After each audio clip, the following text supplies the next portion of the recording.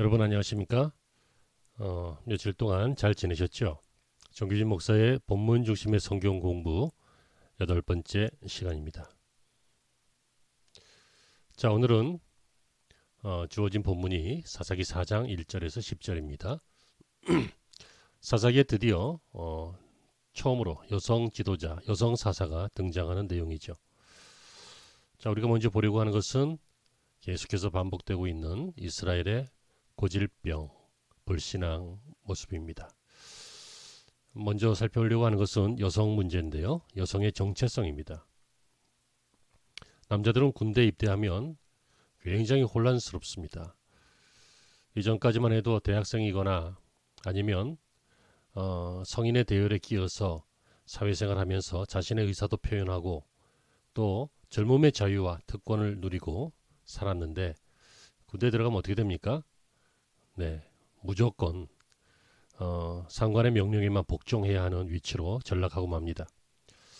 가장 혼동되는 것은 과연 내가 누구냐 하는 것입니다. 나는 무엇하는 사람이며 무엇 때문에 존재하느냐. 그래서 군대에서는 생각하지 마라 그러죠. 거꾸로 매달아도 국방부 시계는 간다. 뭐 이런 이야기합니다. 자, 그건 남자의 여러 가지 남성의 정체성 중에 군대 문제, 사회 문제, 혹은 실패했을 때 그런 문제들이 생겨날 수 있습니다. 그런데 여성의 경우에는 이런 정체성의 혼란이 남성보다 더 길 수밖에 없습니다. 다 그런 것은 아닙니다만 현대 사회가 많이 변화되긴 했죠. 하지만 여성들은 대부분 결혼하면서 자기가 가지고 있었던 관계도 잃기 쉽고 한 남자의 한 가정에 예속되어서 그 가정을 중심으로 모든 것을 할 수밖에 없습니다. 또 결혼한 후에 아이를 낳게 되면 그때부터는 아이 중심으로 모든 삶을 살아가고 있습니다. 어떤 의미에서 여성에게 자기라고 하는 것은 없다고 해도 과언이 아닐 것입니다. 그래서 여성들이 자기 정체성을 찾을 수 있는 가장 좋은 길을 나름대로 직장을 갖거나 일을 하는 것이라고 생각합니다. 수입도 남편에게 의존하는 것보다 자기 나름대로 수입을 가지고 자기 할 일을 가지는 것이야말로 자신을 찾는 길이다 라고 많이 생각하는 것 같습니다. 그런데 오늘 제시하고 싶은 질문은 바로 여성이 자신의 정체성을 찾는 길이 반드시 그런 것밖에는 없느냐 하는 것입니다. 오늘 본문은 사사기에 처음 등장하는 여성 사사 드보라의 이야기입니다. 이스라엘 북쪽 평지인 하솔에 본부를 두고 있는 하솔왕 야빈이 그리고 그의 군대가 아주 심하게 이스라엘을 박해하고 있었습니다. 야빈은 당시에 철병거 900승과 900개요. 또 시스라라고 하는 아주 강한 군대 장관을 거느리고 있었습니다. 야빈과 그의 군대 장관 시스라가 이번에는 이스라엘 백성들을 완전히 이 세상에서 멸절시켜 버리려고 했습니다. 그러므로 이번 위기는 이스라엘 백성들이 가나안 땅에 정착한 후에 최대의 위기였던 것으로 생각할 수 있습니다. 두 번째로, 그런데 이 무서운 위기에서 이스라엘 백성들을 건져낸 것은 놀랍게도 드보라라고 하는 평범한 주부 출신의 여성 사사였습니다. 드보라는 자신이 여성이라는 점 외에도 다른 사사들과는 다른 점들이 있었습니다. 다른 사사들은 우리가 지금 몇 분들을 보았는데요. 직접 자기가 칼을 빼서 적과 싸웠습니다. 소모는 막대기로 적과 싸웠습니다. 그런데 드보라는 여자였기 때문에 직접 나가서 싸울 수는 없었습니다.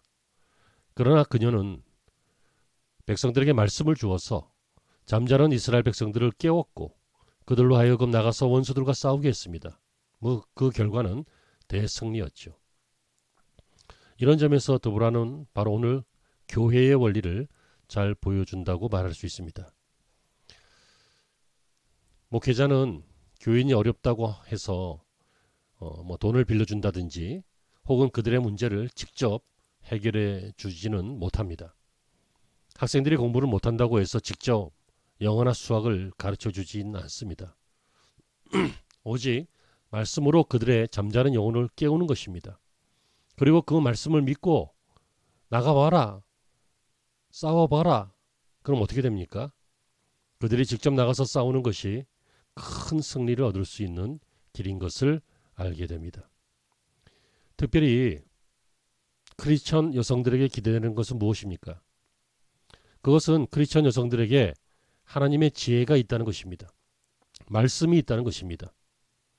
이 지혜의 말씀으로 다른 사람들을 격려하고 자극해서 영적으로 바로 서도록 하는 것, 그것이 바로 크리스천 여성들의 사역이라고 할 수 있습니다. 물론 이런 일들은 남성도 해야 할 일이지만 보통의 남성들이 직장 다니다가 세상과 어울리다가 그리고 자녀들과 대화도 별로 없는 데다가 그런 형편의 지혜의 말씀을 자녀들에게 준다라고 하는 것은 일부 가정에서는 가능합니다만 보편적으로 쉽지 않습니다. 요즘은 여성도 직장을 많이 다닙니다마는 그렇다 하더라도 말씀에 대한 지혜와 분별력은 어머니들이 훨씬 유리한 것이 사실입니다. 여러분 교회 남녀 비율만 봐도 남성들은 별로 없지 않아요. 그리고 자녀와의 소통 빈도를 봐도 이 생활 속에서 자녀들과 소통하는 그런 부분들은 어머니들이 훨씬 많지요. 그러므로 이 생활 속의 말씀 사역은 여성이 더 강력하게 할 수 있는 가정 사역입니다. 그래서 우리 교회에서는 선교 공부나 양육반에서 진행하면서 이런 이야기가 나오면 우리 여성분들은 가정 사역자입니다 라고 말하고 있습니다. 자, 세 번째로 보려고 하는 것은 이스라엘의 고질병이죠. 고질병이 무엇입니까? 쉽게 낫지 않는 병입니다. 하찮은 것은 무좀 같은 것으로부터 또 심각한 것은 낫지 않는 위험한 아주 난치병, 이런 것들이 고질병입니다. 그런데 이것이 이제 상징적인 의미로 사용될 때는 특별히 어떤 사람이 쉽게 극복하지 못하고 반복적으로 실패하는 문제, 그 문제를 그 사람의 고질병이다 이렇게 말합니다. 이스라엘의 고질병은 무엇입니까? 1절에 이렇게 말하고 있죠. 에훗이 죽은 후에 이스라엘 자손이 또 여호와의 목전에 악을 행하매, 이렇게 되어 있습니다. 여러분, 이스라엘 백성들이 하나님 앞에서 고질병을 하나 가지고 있었습니다. 그것은 이스라엘 백성들이 위기에 처할 때마다 성경이 어떻게 표현하고 있습니까? 이스라엘 백성들이 여호와의 목전에 또 악을 행하였다. 또 범죄한 것입니다. 반복적으로 범죄한 것이죠. 여러분, 어떤 개인이든지 사람들은 약한 부분이 있습니다. 어떤 사람은 술 때문에 계속 넘어지면서도 계속 그 술을 조정하지 못하고 술 때문에 큰 실수를 합니다. 어떤 사람은 노름 때문에 집에 큰 손실을 주고 사람들을 아프게 해놓고도 다시는 노름을 하지 않겠다. 이렇게 하면서도 자기도 모르는 사이에 또 도박장에 앉아있는 것을 봅니다. 어떤 사람은 남의 돈을 빌려서 탕진하는 사람, 그래서 큰 고생을 겪고도 남의 돈이 무서운 걸 모르고 또 돈을 빌리는 것을 보게 됩니다. 왜 이런 고질병들이 생기게 되는 걸까요? 그것은 우리가 우리 안에 약한 부분이 있기 때문입니다. 겉으로 보기에는 우리 점잖게 행동하고 상식적으로 행동하는 것처럼 보이지만, 어른스러워 보이지만 사람 안에는 자라나지 못한 유치한 본성이 있습니다. 결국 그 유치한 본성 때문에 어떤 작은 유혹이나 어떤 자극이 있을 때 그것을 이기지 못하고 반복적으로 같은 문제에 빠져들게 되는 것입니다. 이런 부분들은 도움이 필요합니다. 내 안에는 이런 유치한 부분이 있다. 내 안에는 이런 연약한 부분이 있다라고 하는 것을 첫째로 먼저 인정하고, 그것이 자기를 지배하지 못하도록 공개적으로 자신의 약점을 인정하고 사람들에게 도움을 청하고, 알코올 중독 치료를 받는다든지 상담을 받는다든지 기도를 받는다든지 또 이야기를 서로 나눈다든지 하면서 공개적으로 그것을 고치려고 싸우는 과정이 필요합니다. 애써야 한다는 것이죠. 그렇지 않으면 그냥 다 그런 거지 뭐 하고 지나가면 그 사람의 고질병은 치료되지 않고 평생 따라다니게 됩니다. 그런데 오늘 본문이 말하고 있는 이 이스라엘의 고질병은 개인의 고질병이 아니라 이스라엘이라고 하는 교회의 고질병이죠. 이것은 반드시 치료받지 않으면 안 되는 고질병입니다. 그것이 무엇입니까? 그것은 하나님의 백성들이 하나님의 말씀을 오랜 시간 동안 듣지 못했을 때 나타나는 병입니다. 그것이 무엇인가 하면 하나님의 자녀들은 하나님의 말씀을 지속적으로 들어야 영성이 깨어있고 또 아름답습니다. 그런데 말씀을 듣지 않으면, 말씀 없이 하나님의 백성으로 살면 나름대로 뭐 열심히 믿는 것 같은데 그것이야말로 자기 열심밖에 되지 않습니다. 어떤 때에는 막 화가 나면서 분노로 일을 합니다. 왜냐하면 그 일조차도 하지 않으면 자기 정체성이 없어지니까. 하지만 기쁨은 없고 막 의무감이나 아니면 억지로 분노로 뭐 이렇게 일할 때가 있습니다. 그래서 영성이 거칠어지고 그 안에 우상적인 요소나 아니면 인본적인 요소나 자기 의에 가득 차게 되는 것입니다. 바로 이스라엘의 문제가 이런 것이었죠. 모두 다 이스라엘의 자녀로 태어났지만 시간이 흐름에 따라서 말씀의 은혜를 모르고 형식적인 사람들이었습니다. 이런 사람들에게 나타나는 특징은 무엇입니까? 하나님의 말씀을 좋아하지 않는다는 것입니다. 여러분, 정말 거듭난 사람들은 하나님의 말씀을 좋아합니다. 그래서 시편에 주의 말씀은 송이꿀보다도 달다, 이런 표현도 있잖아요. 그러나 여러분, 진심으로 변화되지 못한 사람들은 하나님의 말씀을 듣는 것을 싫어합니다. 왜냐하면 하나님의 말씀은 부담스럽기 때문입니다. 현실하고 안 맞는다고 생각하기 때문입니다. 또 그렇게 할 자신이 없기 때문입니다.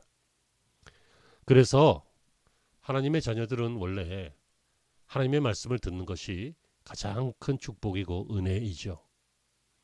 그러나 여러분, 이 말씀을 거듭나지 않은 사람들은 말씀을 들을 줄 모르기 때문에 은혜를 받을 방법이 없습니다.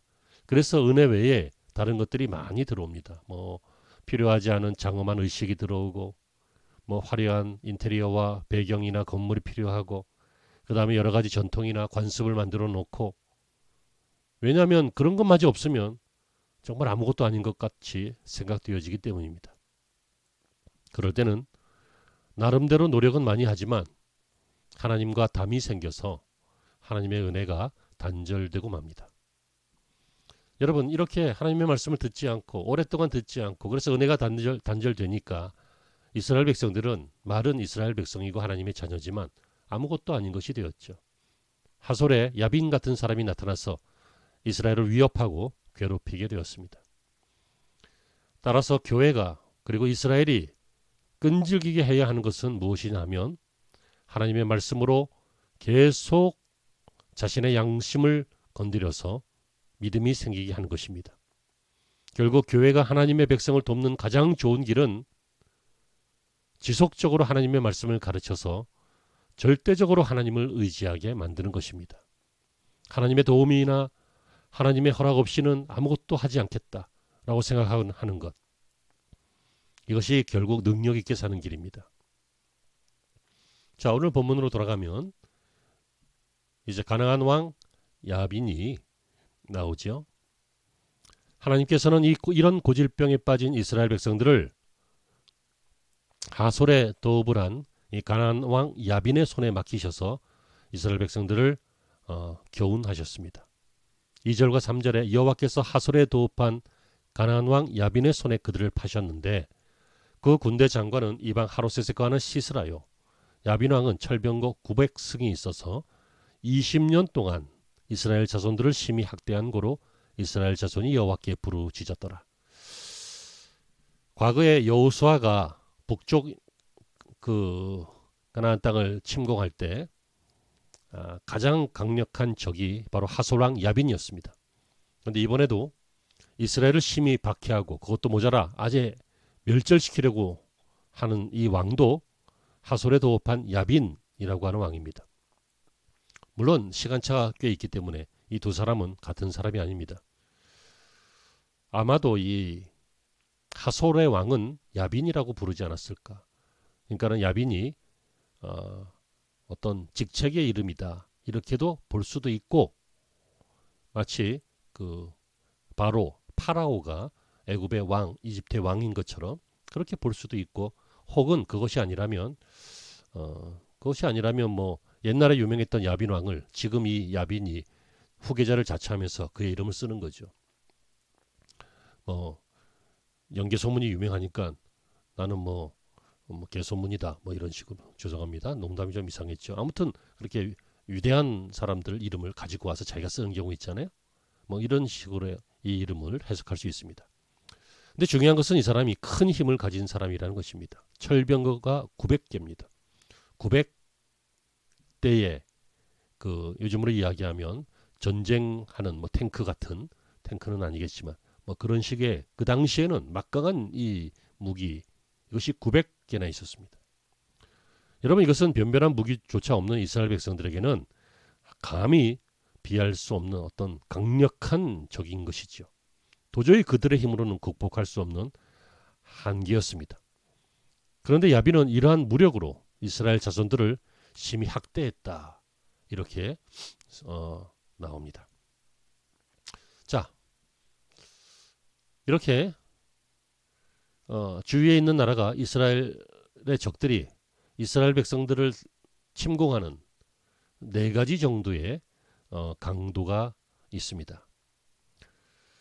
자, 첫째 강도는 바로 대적하는 것입니다.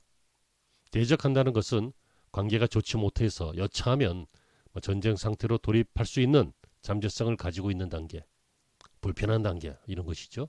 근데 이거보다 조금 높은 단계가 있습니다. 억압하는 것입니다.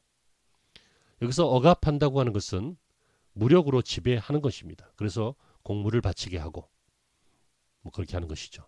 지난번에 모압 왕 에글론이 했던 것처럼 이스라엘 백성들로부터 정기적으로 상납받는 것입니다. 이거보다 좀 더 높은 강도가 있는데 그것은 학대하는 것입니다.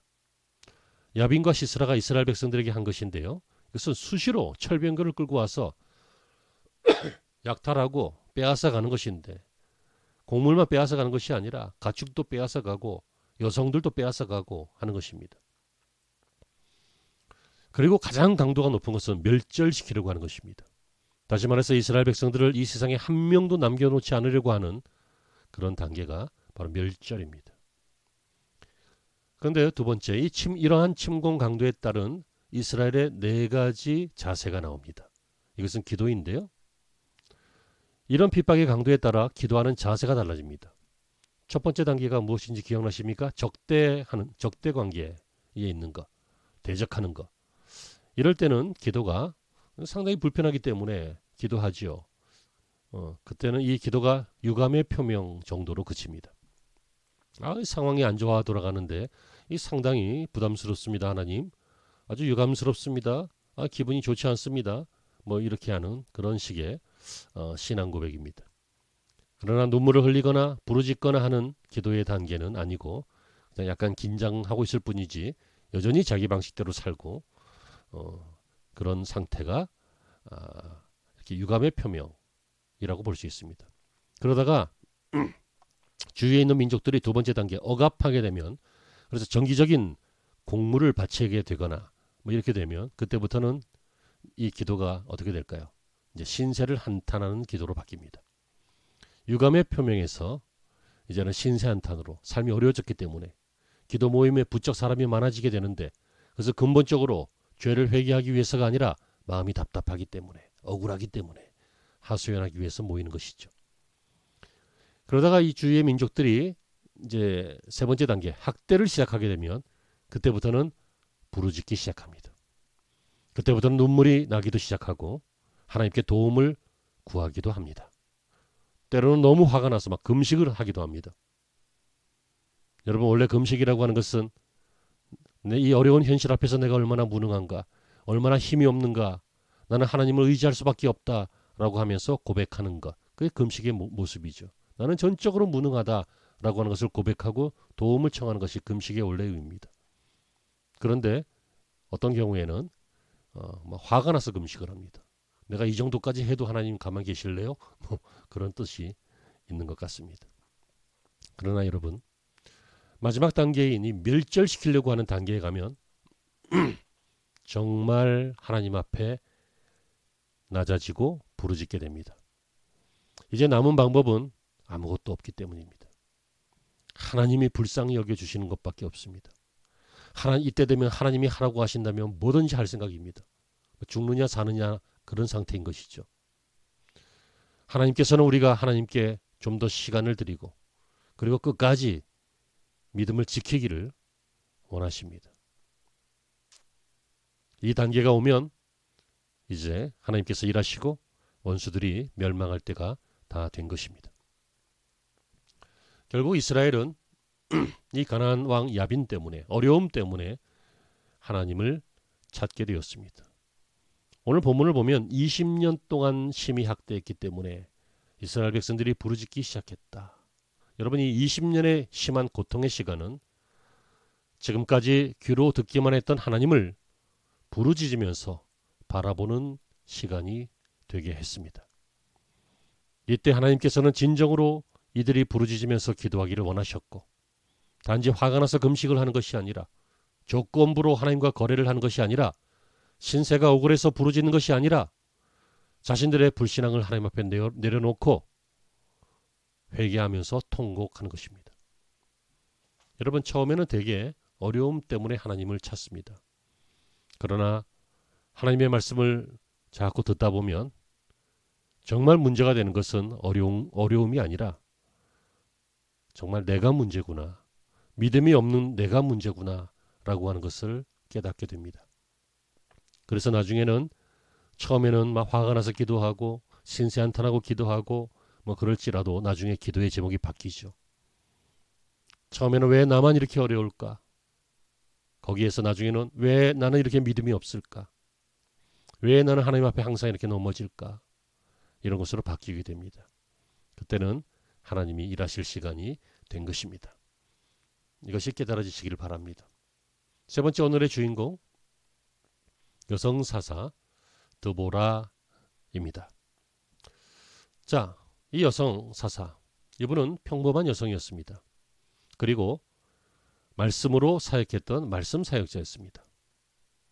4절과 5절 말씀을 보면 그때에 라피도세 아내 여선지 드보라가 이스라엘의 사사가 되었는데 그는 에브라임 산지 라마와 베델 사이 드보라의 종려나무 아래 거하였고 이스라엘 자손은 그에게 나아가 재판을 받더라. 이렇게 되어 있습니다.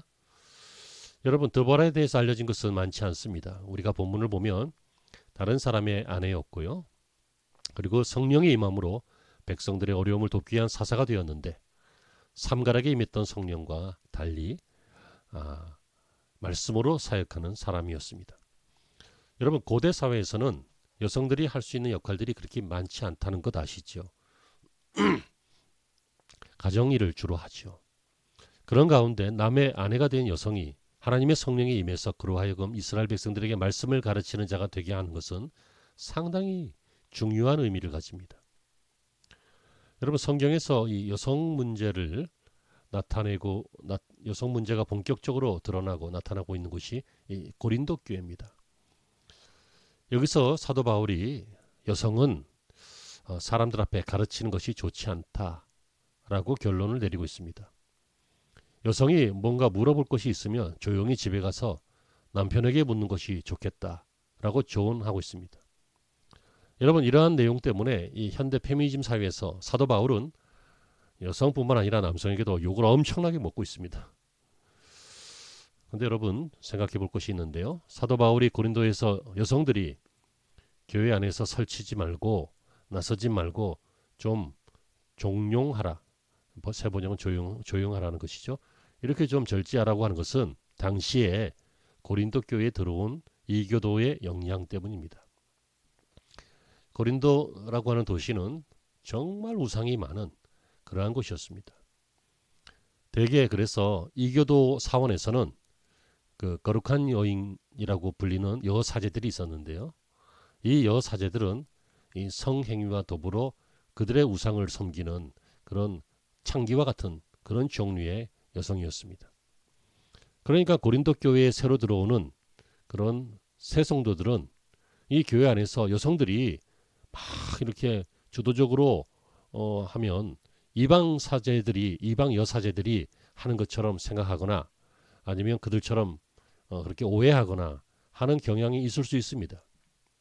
그래서 바울은 그런 오해를 받지 않도록 여성은 머리에 수건을 쓰고 있는 것이 좋을 것 같고 또 교회 안에서는 너무 나서지 않는 것이 좋겠다. 이런 조언을 하는 모습이 이 고린도서에 나오지요.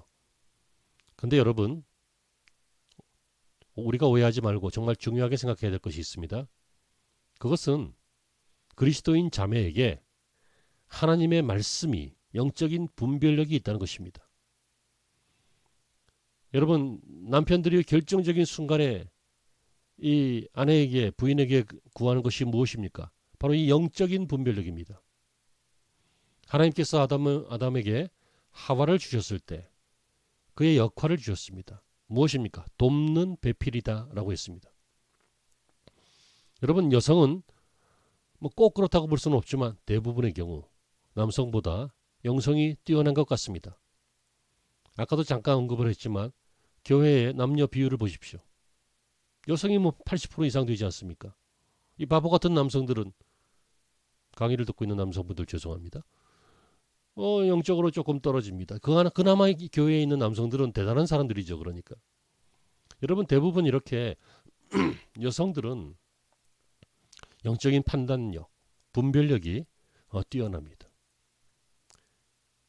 성도가 된 여성들은 바로 이런 것들이 가장 필수적인 것이죠. 그래서 이 영적인 판단력, 영적인 분별력으로 남편을 돕고 가정을 돕고 자녀를 세워나가는 바로 가정사역자가, 말씀사역자가 바로 여성의 역할인 것입니다. 그래서 드보라도 그렇게 했습니다. 우리는 드보라에게서 이 교회의 중요한 원리 또는 목회의 중요한 원리를 볼 수 있는데요. 드보라는 이스라엘 백성들이 어려울 때 직접 뛰어들지 않았습니다. 우리는 대개 어떤 사람들이 어려움에 빠져 있으면 직접 뛰어들고 싶어 합니다. 뭐 돈 때문에 어려움, 막 돈을 막 갖다 주고 싶고, 막 공부 때문에 어려움, 막 공부 막 불러다가 수학 가르쳐주고 영어 가르쳐주고 싶고, 막 직접 도움을 주고 싶어 합니다. 우리가 지금까지 본 사사들은 그런 사람들이었습니다. 온니엘이라든지 뭐 에훗이라든지 뭐 이런 사람 직접 칼을 들고 이스라엘을 괴롭히는 대적들과 싸워서 그들을 이겼던 사람들이었습니다. 요즘으로 말하면 말씀만 가르친 것이 아니라 사회 현장에 직접 뛰어들어서 어려운 사람들에게 밥을 퍼주면서 사람들을 선동하고 사람들을 막 이끌었던 그런 인물들입니다. 우리는 그런 사람들을 볼 때 주목하게 됩니다. 왜냐하면 가르치는 것과 삶이 일치된다고 생각하기 때문입니다. 그러나 드보라는 그렇게 하지 않았습니다. 그는 드보라의 종려나무 아래에서 가난한 자들에게 밥을 퍼주는 일을 하지 않았습니다. 그가 한 것은 오직 말씀으로 다른 사람들을 깨워서 그들의 발로 직접 일어서게 했습니다. 이스라엘 백성들로 하여금 남이 다 해준 것을 얻어먹기만 하는 것이 아니라 직접 말씀을 듣고 스스로 일어나서 승리를 쟁취하게 한 것입니다. 요즘 많은 사람들이 자신의 어려움에 대해서 교회에서 직접적인 해결을 보기 원하는 경우가 많습니다. 만일 사업으로 돈이 없어서 쩔쩔매고 있는데 돈이라도 거두어 준다면 너무 사랑이 많다고 하면서 감격할지도 모르겠습니다. 그 대신 말씀만 하고 스스로 알아서 할 수 있다라고 해버리면 뭐 사랑이 없다고 생각하기 쉽습니다. 그러나 하나님의 원리가 이것입니다. 하나님의 말씀을 듣고 자기 스스로 일어서는 것입니다. 우리는 얼마나 남이 나를 대신해서 행복해 주기를 바라는지 모릅니다. 남의 손으로 행복을 얻어먹으려고 합니다. 그러나 자기 발로 일어설 수 있습니다. 말씀을 들으면 이제는 자신의 머리를 사용해서, 몸을 사용해서 믿음의 싸움을 시작하는 것입니다. 하늘을 쳐다보면서 감이 저절로 떨어지지 않을까 기다리는 것이 아니라 사다리 갖다 놓고 감을 따서 먹는 것이죠. 그래서 교회는 바른 말씀을 가르쳐서 본인 각자가 믿음으로 자신의 문제와 싸워서 승리하게 하는 곳, 그것이 바로 교회고 그것이 목회입니다. 드보라는 직접 싸우는 전사가 아니라 각자로 하여금 싸우게 하는 코치였습니다. 그는 돈도 없었고 싸울 힘도 없었습니다. 남성보다는 힘이 약한 여성이었고 자녀들도 있었을 것입니다. 그녀는 오직 말씀으로 하나님의 백성들을 깨워서 하나님이 약속하신 그 존귀한 풍성함을 이스라엘이 되찾을 수 있도록 도운 사람이었습니다. 세 번째, 오늘 본문 중반부와 후반부에 나오는 6절 7절을 보시면요. 이런 내용들이 나옵니다. 드보라는 그 아비노함의 아들 바락을 불러서 납달리와 스불론 사람 1만 명을 모아서 야빈의 군대와 싸우라라고 이야기하고 있습니다. 6절과 7절의 내용입니다. 이것이 무엇입니까? 이것은 하나님의 말씀이었습니다. 6절에 보시면 드보라가 보내어 아비노함의 아들 바락을 납달리 게데스에서 불러다가 그에게 이르되 이스라엘 하나님 여호와께서 이같이 명하지 아니하셨느냐 이르기를 너는 납달리 자손과 스불론 자손 1만 명을 거느리고 다볼산으로 가라. 내가 야빈의 군대 장관 시스라와 그 병거들과 그 무리를 기송강으로 이끌어 내게 붙이리라 하셨느니라. 여러분 구체적인 하나님의 말씀이죠. 모아서 나가서 싸워라. 그러면 그 기송강으로 가서 그 다음에 이제 내용이 나오는데요. 물이 불어서 이 철병거가 진흙탕에 다 빠져서 아무짝에도 쓸데없게 되거든요.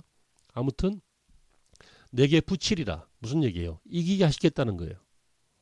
이것은 드보라의 말이 아니라 하나님의 말씀이었습니다. 그런데 여러분 바락은 어떻게 했습니까? 시스라의 철병거가 너무도 막강해 보였기 때문에 자기 혼자 힘으로는 전쟁을 치를 자신이 없었습니다. 그래서 그는 조건을 답니다. 8절에 바락이 그에게 이르되 당신이 나와 함께 가면 내가 가려니와 당신이 나와 함께 가지 아니하면 나는 가지 않겠노라. 여러분 바락의 마음이 약해진 겁니다. 물론 머리로는 알죠. 하나님이 함께 하신다. 그러면 이길 수 있다. 하지만 현실적으로 생각하니까 불가능한 일이 같았고 자기는 자기 힘으로는 감당할 수 없을 것 같았습니다. 그래서 뭐라고 합니까? 당신이 가면 내가 간다. 여러분 그 이유가 무엇입니까? 드보라가 있어야 하나님이 도우실 것 같은 거죠. 드보라가 있어야 또 이스라엘 백성들도 더 단결될 것 같은 것이에요. 다시 말해서 내 힘으로는 안 되니까 당신의 권위와 영적인 힘을 빌려달라는 것입니다. 여러분 이것이 왜 문제입니까? 이것은 하나님의 말씀만을 믿을 수는 없었던 것입니다.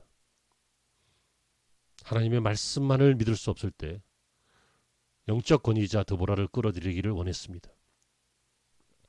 그래서 우리는 여기서 생각할 수 있는 것이 있습니다. 자막을 보시면 나오죠. 하나님의 말씀만이 진정한 권위다. 이것을 우리는 믿어야 합니다.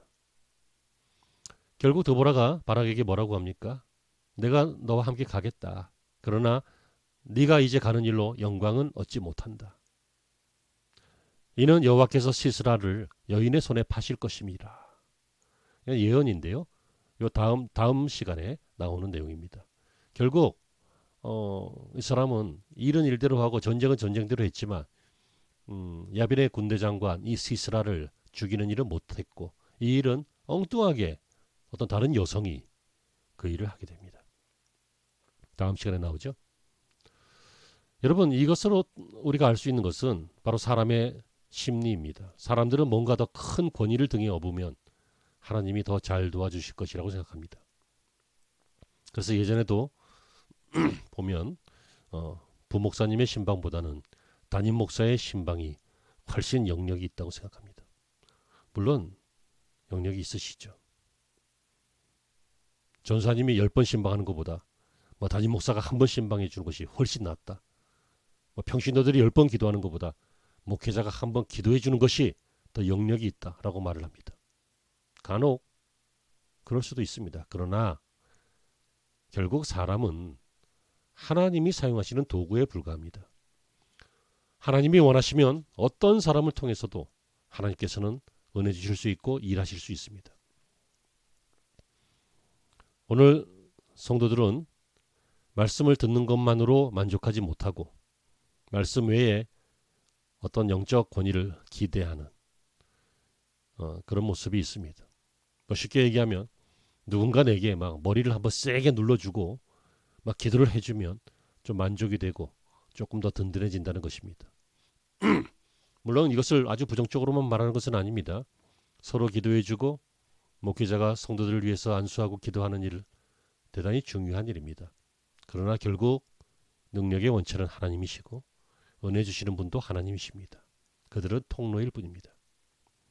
그러므로 여러분 이 바락처럼 전쟁은 전쟁대로 다 하고 아주 중요한 일을 하지 못하는, 적장을 처단하지 못하는 이런 드보라를 너무 의지했던, 드보라의 권위를 의지했던 이 바락 같은 모습 우리 속에 있을 수 있잖아요. 그러므로 우리는 꼭 이렇게 고백합시다.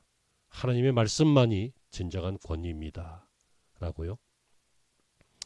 자, 오늘 본문은 여기까지입니다. 그렇다면 오늘 본문을 통해서 얻을 수 있는 교훈은 이렇게 두 가지로 정리해 보겠습니다. 우리가 이 세상 사는 일은 절대로 간단한 일이 아니죠.